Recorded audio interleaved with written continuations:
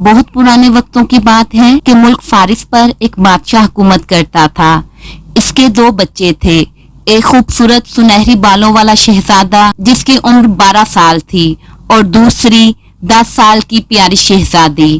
ملکہ اور بادشاہ دونوں اپنے جگر کے ٹکڑوں سے بہت پیار کرتے تھے۔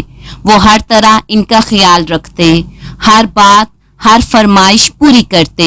زندگی ہنسی خوشی بسر ہو رہی تھی کہ خدا کا کرنا ایسا ہوا کہ ملکہ اچانک بیمار پڑ گئی۔ بہت علاج کروائے مگر ملکہ کی حالت کسی طرح سنبھل نہ سکی۔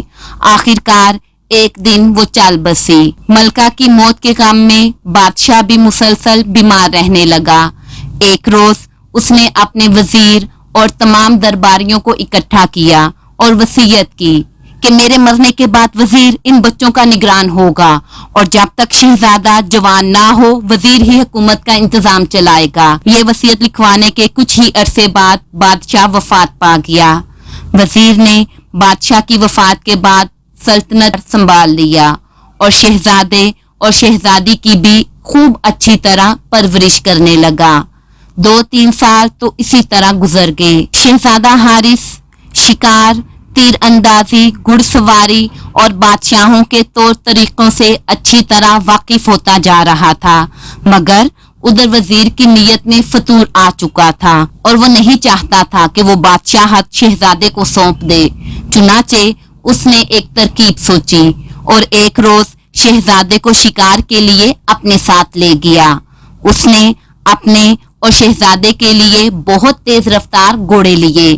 یہ گھوڑے اس قدر تیز رفتار تھے کہ باقی سارے سپاہی پیچھے رہ گئے۔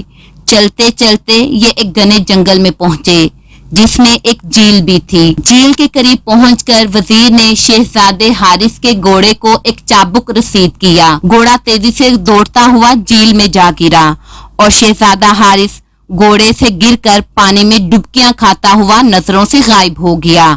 وزیر سمجھا کہ چلو شہزادے کا کام تو تمام ہوا اور وہ خوشی خوشی واپس چلا گیا اور اپنے ساتھیوں سے افسوس کرتے ہوئے شہزادے حارث کے ڈوبنے کا قصہ سنایا۔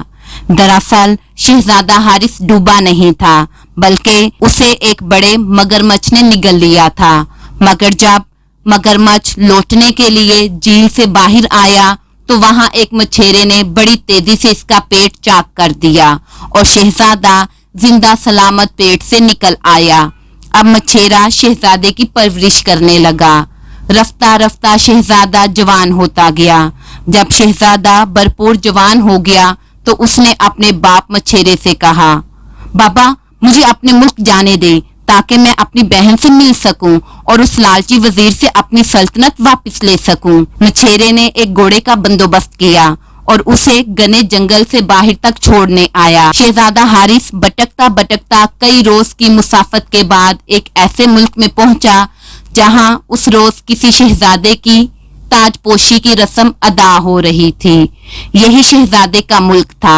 ملک کے باہر شامیانے لگے ہوئے تھے، بینڈ باجے بج رہے تھے کہ شہزادہ بھی وہاں پہنچ گیا۔ اس نے دور ہی سے دیکھ کر پہچان لیا کہ تاج پہنانے والا شخص وزیر ہے۔ شہزادہ زور سے چلایا، ٹھہرو میں آ گیا ہوں۔